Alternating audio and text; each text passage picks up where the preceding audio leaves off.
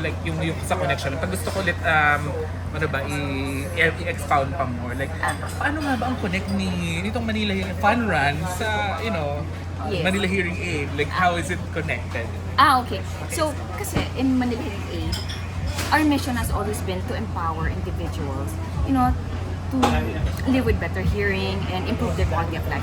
Actually, our goal, when Manila Hearing Aid started, it was like, towards puro hearing impaired lang or people with hearing loss. But then right now, we're trying to promote, create awareness for hearing health care.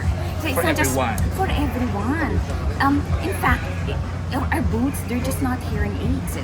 There's we have our van there to have your hearing tested just for you to be aware of what's your hearing like. We actually have another booth there that promotes protection, hearing protection. I'm not sure if you saw it. Yung parang may earplugs doon. Because we really are supposed to also protect our hearing. Kasi hearing health care, the awareness rate is actually pretty low here in the Philippines. Unless magka-hearing loss. But people don't know that hearing loss is part of aging. Lahat tayo, sorry to say, at some point in our life later on, we will have hearing loss. But Ay, biglang let's At get talagang loud, let's sabi get ni loud Jay. ang music, di ba? there's something that we call music-induced hearing loss. That's why when I came here, ang lakas ng speaker. Sabi ko, hinaan natin, baka magka-hearing loss tayo lahat dito. Baka mabash tayo. Yes, oo. But there is such a thing called music-induced hearing loss. So, I'm sure naman mga bata kayo, nagka-club pa kayo, no? Ay, bar, club, Personally music. ako, madam, parang may naririnig na ako na Oh, may something kasi na. when you come from, I'm sure, or concert, pag Yeah, nanggaling yeah. kayo sa loud music, loud noises, ganyan. Lumalayo na nga po ako sa speaker minsan. Di ba pag lalabas kayo, parang feeling yung kulog? Or may parang kulog, pero iba yung pakiramdam. That's actually a subtle damage happening to your ears kasi you expose your ear system to loud music. And people don't realize that very loud music can actually damage hearing. Especially kung prolonged siguro. Yes, yung everyday.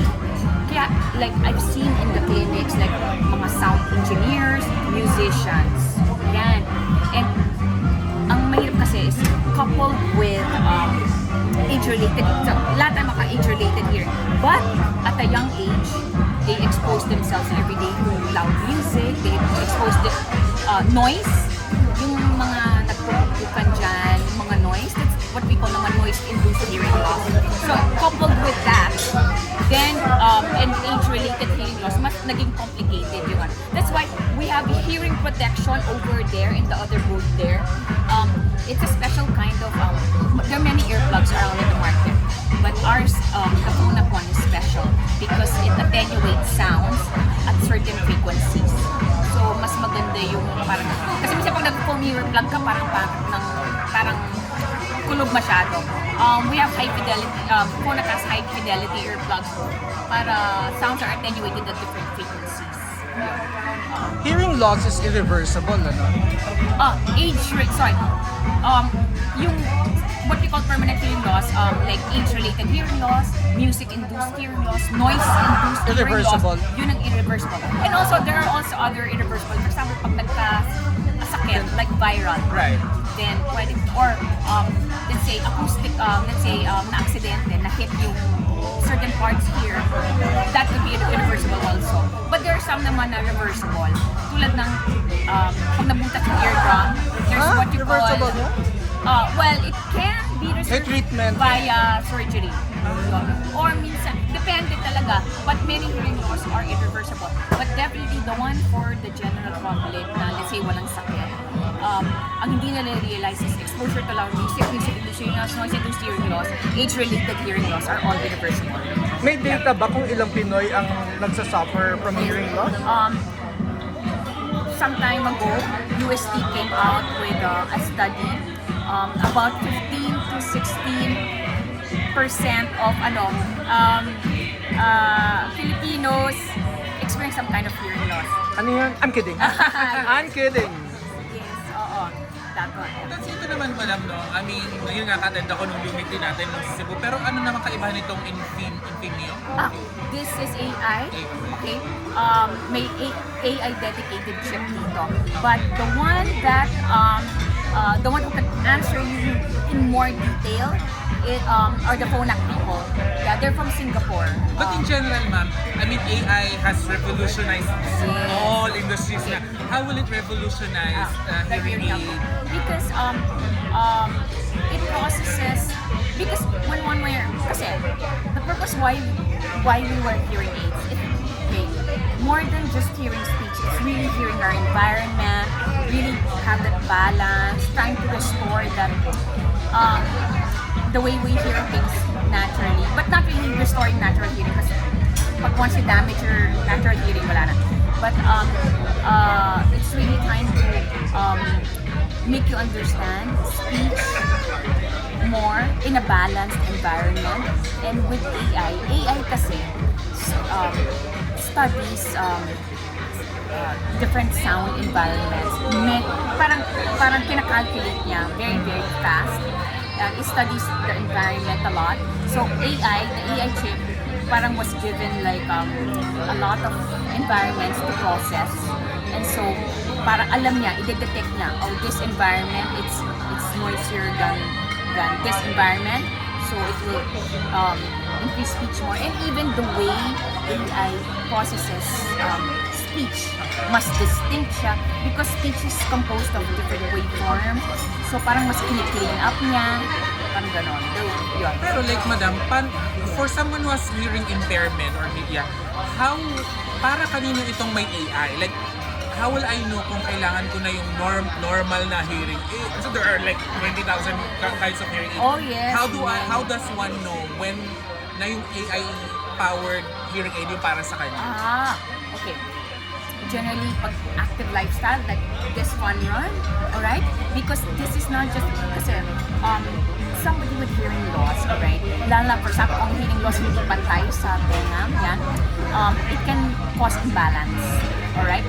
So, how can you run, diba? How can you run well kung meron kang imbalance na nararamdaman? Also, situational awareness. When you have hearing loss, tapos, may somewhere here, a bike, diba? Oo, na hindi bumisina or, you know, situational environmental awareness. And then, liliko ka, tapos meron pa yung Or even like a fellow runner, wala may mag-overtake sa iyo. Tapos ganun ka, you can get into accidents.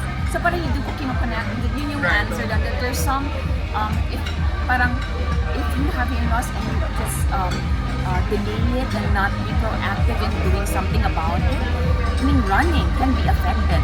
Like, you know, situational awareness is in a way lessened, dampened with hearing loss kasi you can get into accidents. Actually, now that you've mentioned it, parang, ano lang siya, we take it for granted sometimes na parang, oo nga pala, no? I mean, to us, it's natural na, wala, narinig ka. So, pero pagka nga naman mention hearing impairment. And one of the features by AI, since it's like really surveying the surrounding. So talagang, for example, you're running, tapos may it enhances speech. So pag may nagsabi, excuse me. Is hearing loss disability? Yes. It is. So if you have you can file for Pwede PWD. PWD yun. Yes. Ano pa ba? Anything else like Madam would like to share? I hope I was able to answer your question. Definitely. You know, hearing loss talaga. I think we discussed this nung sa Cebu, na parang it really creates a barrier. Two things I want to take away from this run. Alright? First, while we're young, I mean not so much anymore. Same. Protect your hearing. Pag nasa malakas kayo na, you know, if you're in production or pag feeling nyo lumalabas kayo ng bar, ng club, or ng production or ng concert club, ibig sabihin there's subtle damage happening. Through music, it's what we call music-induced hearing loss or noise-induced hearing loss. Alam mo, come to think of it, dapat mag-earplugs na kayo. Pag magko-concert, dapat may control yung lakas. I think it should be government, that it's just me talking. Yes. No, but the problem is, kung hinaan mo doon sa yung speakers Hindi dito lang, maririnig sa likod. Yes. or may certain one way talaga for individual protectors to use those earplugs, which we have there. So kung concert goer ka, VIP section ka, andun yung full blast, you can use that to protect No, you. even sa, when you're, depends kasi on how loud, pero generally, all the concerts I've attended are, and it's not just the big concerts, I'm talking about the small, sometimes small concerts lang, yung mga small, like small production, Intimate. mga ganun lang, oo, mga, minsan nandiyan yung speak, katulad kanina, I have to paano ng konti, yeah. Siguro top 3 very simple tips on how to protect your hearing. Yun, if you are constantly exposed to loud music, especially important for the one like sound engineers, they really just listen all the time, and they, kasi because of their profession, hindi nila mababaan yun. Music industry, nako, music industry, yan. Protect your hearing. If you're sa music every day, protected na. So when you're outside, pag medyo try to lessen your exposure. Even noise, pag exposed ka rin sa noise, you really have to wear earplugs. Meron ba madam na parang, I mean like, di ba pag sa mga eyesight, you have like vitamins to improve your eyesight. Is there something similar for hearing? Hearing health.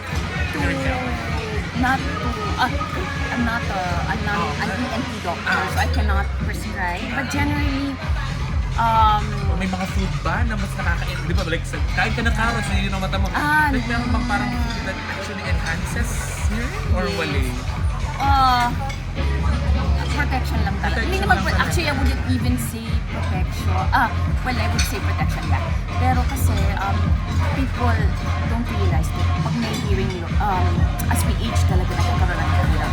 It's really protection like against noise, against music. And kapag, for example, na ano kayo, parang nagkasakit sa hearing, do something about it again. Minsan yung, like, pag may sipon, di ba pag may sipon, pag grabe yung sipon, parang bini, go, paggamot niya na kagad. Because it might because graduate into something else. Infection. Once mag-infection, because there's a tube that connects the nose to the ear. Right? There's a tube here. So that's the reason why pag puno-puno ko, yung tube na yun parang blocked. Right. At pag nagka-infection, it can actually go up and damage the ear. See, that's something that I don't realize personally. Ito pa, pag may sipon kayo, do not blow too hard. Do not dive. Alright? Because then you will have a hard time equalize. Same thing as flying. Right. Because when you go down, flying, when you descend sa airplane, Babago yung ano. may pressure yan. Pressure. If this tube is in charge also of that pressure. Alright? So kung block ng tube na yan, how can you pressure? How can you equalize pressure? Correct. It can burst your eardrums. So do not fly when may sipon kayo. Like, you risk your eardrums. So I guess I don't want to put words in your mouth na po, pero would you agree na parang it's better nga na to prevent, or paano ba? Hindi To mo kasi protect na-prevent ang sa hearing bago. loss because aging. Protect. Protect lang. Just protect. But later on, it's part of aging talaga. You, like vision, hihina ang mata natin, hihina ang pandinig natin later on. So just try to prolong Be healthy hearing. proactive, healthy hearing talaga. Yun nga, by pag ear protection, pag may, let's say, sipon, pag magkakat, bago maging ano dito. But there are some causes of hearing loss na, for example, nagkasakit, viral, and bacteria. Yung part na yun, basta when you feel something, overall, in general, magpatingin talaga kayo. Because some of it can cause. Another thing is tinnitus. You know tinnitus? Oh, yeah, yung parang sound yun. Although many people experience that, like almost everyone at some point in their life will hear the tinnitus sound. But when you find yourself experiencing it a lot, magpatingin na kayo. Have yourself tested also, hearing tested. We actually have a hearing, our van is there, yeah. Ma'am, nabanggit nyo kanina aging. So ano ba, like how old is old? Like when does one act or in general, when do people start to experience Should. or should? Kasi di ba pag 50 ka na, nagte-test ka for Oo. cancer and all that Yes. to be proactive. But sa hearing, Some kasi 40s, parang pag nag-test ka, 40s, start na rin. dapat na mag-start every year? Lalo Or pag mga 50s na. Kasi 50s, parang doon, yung ability na rin ng tao na, for example, maingay, na ganyan. The older we get, part ng aging brain natin, yung nalalesen yung ability to pick out the desired signal, which is speech over noise. Nalalesen na yung yun. So, at mga 50s dapat talaga. every year ba 40s, yan, 50s. madam? Kung may hearing loss, dapat every year na. Pag medyo parang feeling naman normal, like what's the ideal? Yung parang feeling ko normal naman yung Alam mo, marami sa pasyente naman na may hearing loss. Hindi marami alam. na pala. Ayun na nga. Parang 25, 50, feeling mo. Okay. Yes. how long do the products last? How Oh, often it do you depends. change? Well, yung phone it na. really depends. Historically, we've had hearing aids patients whose hearing aids lasted 5, 7 years, 10 years. Depends sa Pwede na. pag-aalaga. But, meron naman mga patients, pawisin sila, napapabayaan nila, minsan 2 years lang, 3 years. So, you really have to take care of it. Parang Kasi- alam ko kung kaninong concert sila nanonood. Mga ganyan. Pero like, usually madam, when you already have a hearing aid, how often should you upgrade? Kasi parang bang di ba usually kapag sa mata, nag-iiba yung grado. So do you have You have to have change your- your lenses every 3 years? No naman, the hearing aid itself is adjustable. Up to a certain, depende sa hearing aid kasi yun eh. Parang ina-adjust lang yun. So you don't Hindi necessarily have to replacement. change the actual hearing aid, pero nang i-adjust lang It just in depends. case. Let's say, hindi naman, let's say you bought a hearing aid for moderate hearing loss for a few years. If you If it worsens, yeah, yeah. and also if you take care of your health, hindi ka nagkasakit. Kasi sometimes, let's say, isang patient magka-heart attack or stroke, then maging significant yung change ng Loss. hearing loss niya. Depende kung ang hearing aid na bili for moderate to severe hearing loss, tapos naging profound hearing loss siya, then we have to change the hearing aid. But it really, pero pag wala naman nangyari, just gradual, aging process lang. Hindi naman usually nag-change unless drastic change from this level of hearing loss to like a more profound.